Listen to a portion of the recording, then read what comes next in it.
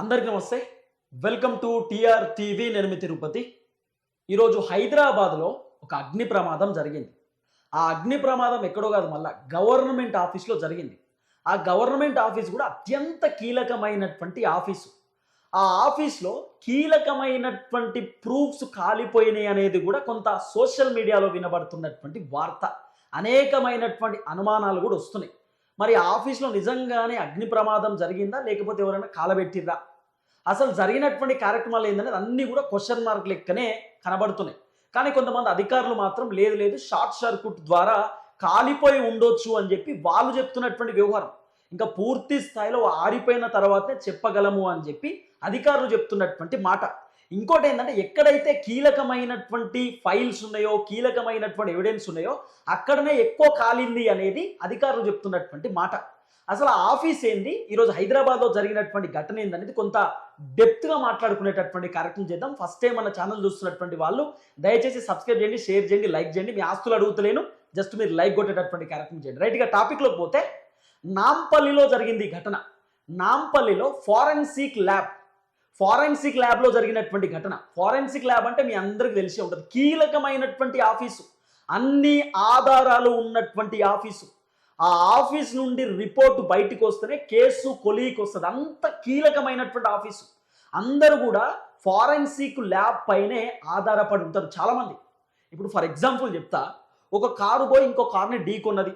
ఆ వ్యక్తి తాగి ఉన్నాడనో, లేకపోతే ఆ వ్యక్తి ఇంకోటి ఏదో చేసి ఉన్నాడనో అని అంటారు. లేదు సార్, నేను అట్లా చేయలేదు, అసలు నేను ఆ కార్లోనే నేను అని చెప్పి ఇదంతా మాట్లాడతారు. ఏదైనా ఫుటేజ్ ఉంటే, వీడియో ఉంటే అది ఏం చేస్తారు, ఆ వీడియో ఫుటేజ్, ఆడియోలు, ఆయన కారును గుద్దినట్టు ఏమైనా షాంపిల్స్ తీసుకుంటారు, లేకపోతే ఏమైనా రక్తపు మరకలు ఉంటే రక్తం మరకలు తీసుకుంటారు, లేకపోతే ఫుట్ ఆ పాదాలు గీదాలు ఏమైనా ఉంటే తీసుకుంటారు. అవన్నీ తీసుకొని ఫారెన్సిక్ ల్యాబ్లో కంప్లీట్గా రీసెర్చ్ చేస్తారు. రీసెర్చ్ చేసిన తర్వాత వాళ్ళు ఇచ్చేటటువంటి రిపోర్ట్ని బట్టి నిజంగానే ఈ వ్యక్తి ఆ కార్ని ఢీకొట్టడా, లేకపోతే ఈ వ్యక్తి కింద నడుచుకుంటూ వచ్చిందా, ఆ టైంలో ఆ వ్యక్తి ఉన్నాడా, వాళ్ళ డ్రైవర్ ఉన్నాడా, అసలు ఎవరున్నారు, ఏం కథ అనేది కంప్లీట్గా ఒక రిపోర్ట్ ఇస్తారు. అంత కీలకమైనటువంటి ల్యాబ్ అది. ఆ ల్యాబ్లో జరిగినటువంటి ఘటన. ఇంకో ఎగ్జాంపుల్ చెప్తా. ఫర్ ఎగ్జాంపుల్, ఒక మనిషి ఇంకో మనిషిని చంపేసింది అనుకో. ఆ చంపేసినటువంటి వ్యక్తి ఆయన చెప్తారు, లేదు సార్ నేను చంపేయలేదు, ఆ టైంలో నేను దుబాయ్లో ఉన్నా, నేను అమెరికాలో ఉన్నా, నేను లేను ఇక్కడ అని చెప్పి అబద్ధం చెప్పిండు అనుకో. ఆ మనిషి అక్కడ నడిచినటువంటి అడుగులు, లేకపోతే ఆ మనిషికి సంబంధించినటువంటి చిన్న చిన్న వెంట్రుకలు, ఆ మనిషి ఎక్కడైనా ఉంచింది అనుకో, ఆ ఉంచినటువంటి ఆ సలైవా టెస్ట్లు, ఇవన్నీ కూడా ఫోరెన్సిక్కి సంబంధించినటువంటి ల్యాబ్ వాళ్ళు తీసుకుంటారు. తీసుకొని అప్పుడు అదంతా కూడా చెకింగ్ చేస్తారు, రీసెర్చ్ చేస్తారు.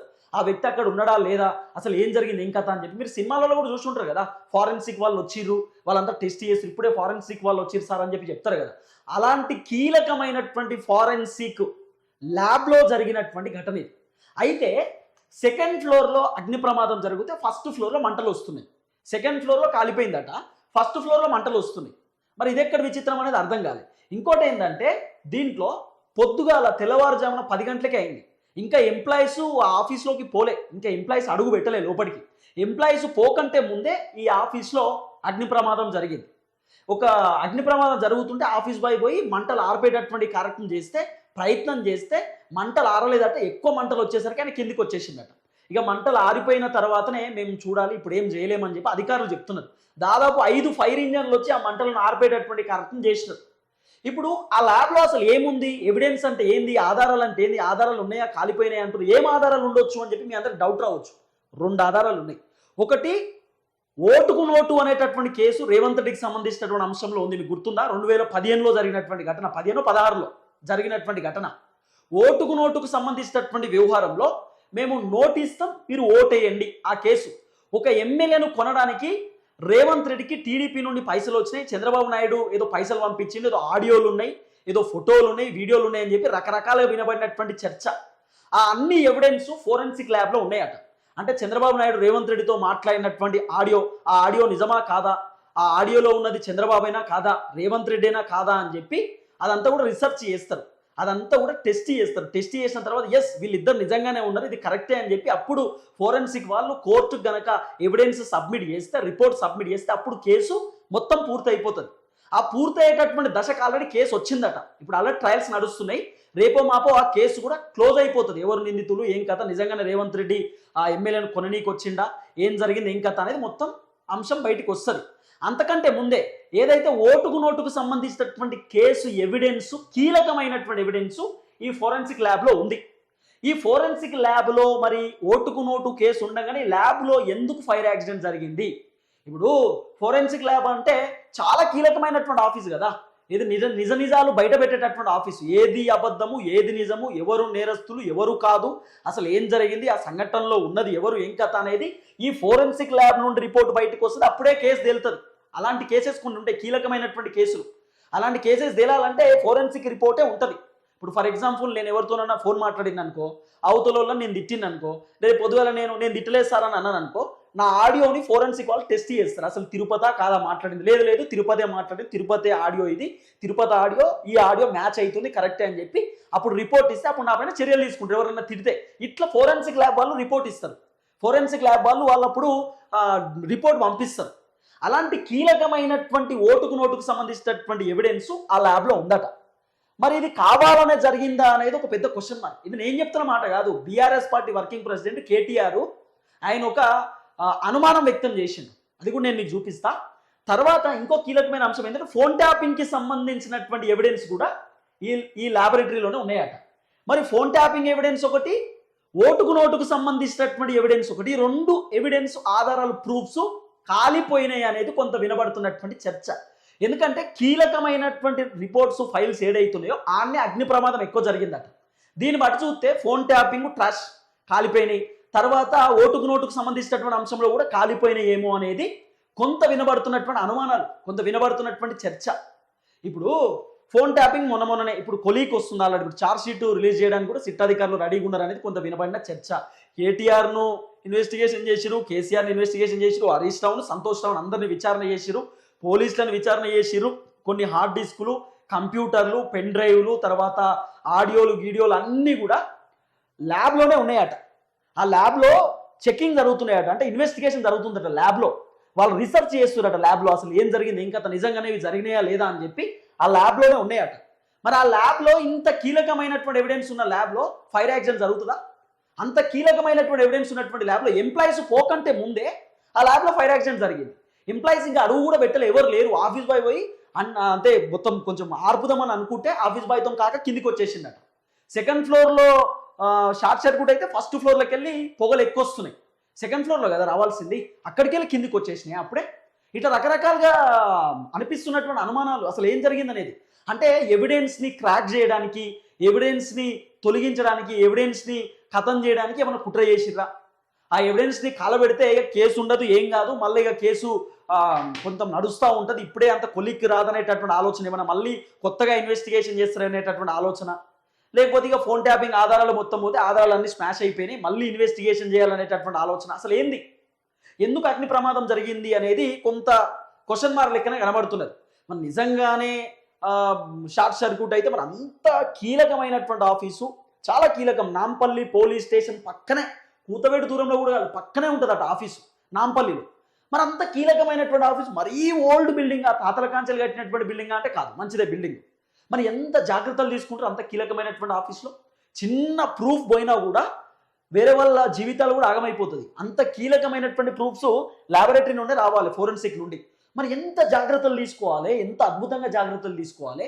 అలాంటి ఆఫీస్లో ఫైర్ యాక్సిడెంట్ జరిగింది. సరే, ఎంత జాగ్రత్తలు తీసుకున్నా కూడా కొన్ని సందర్భాలలో ఏదో ఒక తప్పు జరుగుతుంది, జరిగింది.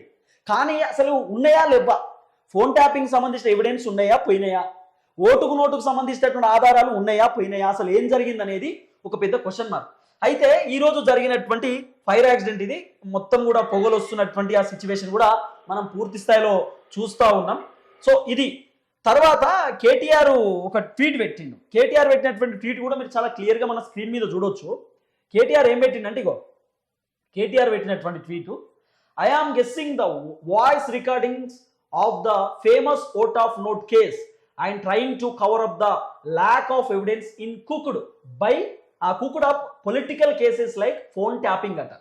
అంటే ఇవన్నీ కుక్డ్ అంటే మొత్తం ఖతం చేద్దాం అనేటటువంటి ఆలోచనతో ఏమన్నా ఉన్నదా, ఏమన్నా స్మాష్ చేసేటటువంటి ఆలోచనలో ఏమన్నా ఉన్నదా, అట్లా అనిపిస్తున్నది అని చెప్పి కేటీఆర్కి సంబంధించినటువంటి ఒక వర్షన్, కేటీఆర్కి సంబంధించినటువంటి ఒక అనుమానం, అంటే కావాలనే ఇదేమన్నా జరిగి ఉండొచ్చా అనేది కేటీఆర్కి సంబంధించిన అంశం.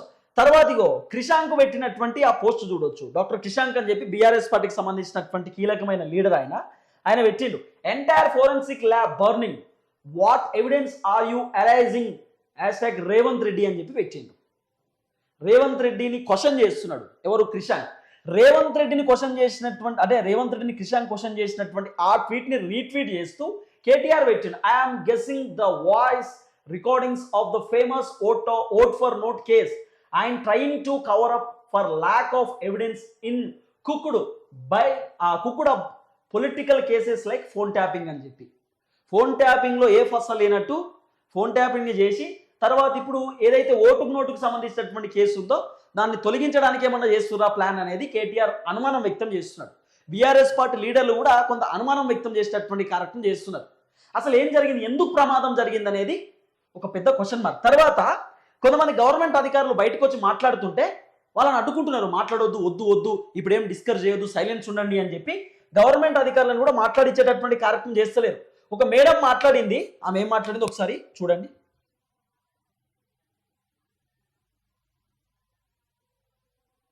ఒక మేడం మాట్లాడినటువంటి మాటలు, ఆమె ఏం చెప్పింది అనేది వింటే మీకు క్లారిటీ వస్తుంది.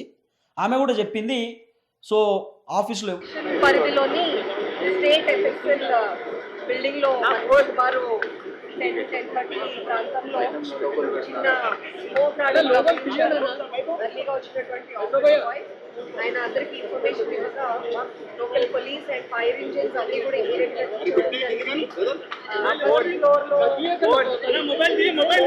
స్టార్ట్ అయింది.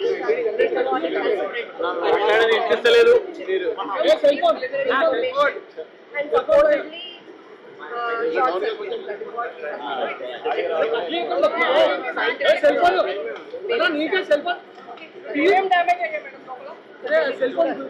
మేడం గారు, కేసులకు సంబంధించిన ఆధారాలన్నీ సాక్ష్యాలన్నీ ఇక్కడే ఉంటాయి కదా, అదేమన్నా సేఫ్ గా ఉన్నట్టు ఏమైనా గుర్తించారా?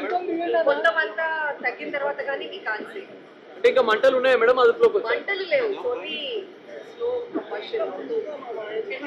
మేడం ప్రమాదం ఎలా జరిగింది అనేది మన అంచనా వేసి మేడం అప్పుడు ఎంతమంది సిబ్బంది ఉంటాయి మేడం లోపల? సిబ్బంది ఎవరు లేరు.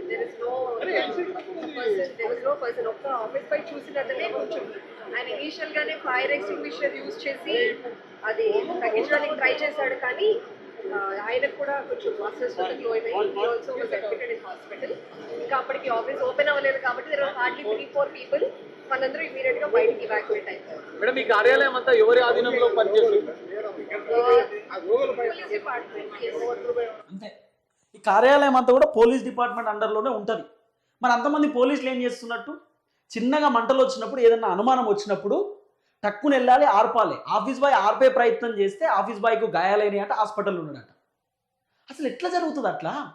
అంత కీలకమైనటువంటి గవర్నమెంట్ ఆఫీసు, అంత కీలకమైనటువంటి ఆధారాలు ఉన్నటువంటి ఆఫీసు ఎట్లా జరుగుతుంది ఫైర్ యాక్సిడెంట్? అంత ఈజీగా జరగదు కదా. మరి ఎట్లా జరిగి ఉండొచ్చు? పోలీస్ స్టేషన్ పక్కనే మళ్ళీ ఎవరో ఒకరు చూసి ఉండరా? ఎప్పుడు నిఘా పెడితేనే ఉంటారు ఆఫీస్ పైన, మరి తెలియదా? అనేక క్వశ్చన్ మార్కులు తెరపైకి వస్తున్నాయి. అసలు ఉన్నాయా ఆధారాలు స్మాష్ అయిపోయినాయా, ఉన్నాయా ఆధారాలు కాలిపోయినాయా, ఆ ప్రూఫ్స్ అసలు ఉన్నాయా లేవా అనేది ఒక పెద్ద క్వశ్చన్ మార్క్.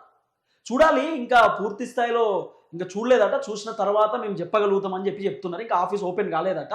మరి ఆ ఆధారాలు ఉన్నాయా లేకపోతే ఏమన్నా కాలిపోయినాయా, కీలకమైనటువంటి ప్లేస్లోనే జరిగింది అనేది కొంత వినబడుతున్నటువంటి వ్యవహారం. చూడాలి ఏం జరగబోతుందో. మ్యాక్సిమం ఆధారాలు ఉంటే బెటరే, కాలిపోతే మళ్ళీ రీఇన్వెస్టిగేషన్ చేయాలి, అంతకుమించి ఏముంటుంది. ఇప్పుడు కీలకమైనటువంటి ఎవిడెన్స్ అన్నీ ఉన్న తర్వాత ఆల్రెడీ వాళ్ళంతా చెక్ చేసిన తర్వాత రిపోర్ట్ ఇవ్వడానికి రెడీగా ఉన్న టైంలో ఒకవేళ కాలిపోతే మళ్ళీ రీఇన్స్పెక్షన్ చేయాలి, రీచెకింగ్ చేయాలి, మళ్ళీ రీసెర్చ్ చేయాలి. అదే చేయాల్సినటువంటి అవసరం వస్తుంది. సో అవి ఏమన్నా రావచ్చు అనేది కూడా ఒక చర్చ. కానీ ఎవిడెన్స్ ఉంటే బెటర్ అనేది కూడా కొంత వినబడుతున్నటువంటి వ్యవహారం. చూద్దాం ఏం జరగబోతుందో. సో మనకు కూడా తెలియదు కదా ఏం జరుగుతూ ఉంది ఏం కథ అనేది. కానీ కీలకమైనటువంటి ఆఫీస్లో జరిగింది ఘటన. అసలు ఎందుకు జరిగింది అనేది పెద్ద క్వశ్చన్. మరి ఎట్లా జరిగిందో కూడా ఇంకా నిర్ధారణ కాలేదు. వాళ్ళేమో షార్ట్ సర్క్యూట్ అంటున్నారు. మరి అంత కీలకమైనటువంటి ఆఫీస్ ఎన్ని జాగ్రత్తలు తీసుకొని ఉంటారు? అంత ఈజీగా ఎందుకు షార్ట్ సర్క్యూట్లు జరుగుతాయి? అంత జరిగే అవకాశం ఉండకపోతే ఏదో జరిగిందేమో అనేది కొంత వినబడుతున్న అనుమానాలు. చూద్దాం ఏం జరగబోతుందో. అనుమానం వ్యక్తం చేయడం కామనే కదా, ఎవరికైనా అనుమానాలు వస్తూ ఉంటాయి కదా. అరే అట్లా జరుగుతుంది, అట్లా జరగదు కదా అని చెప్పి రకరకాలుగా మాట్లాడుకుంటారు కదా. అందరికీ నమస్తే, థ్యాంక్ యూ సో మచ్. జై తెలంగాణ.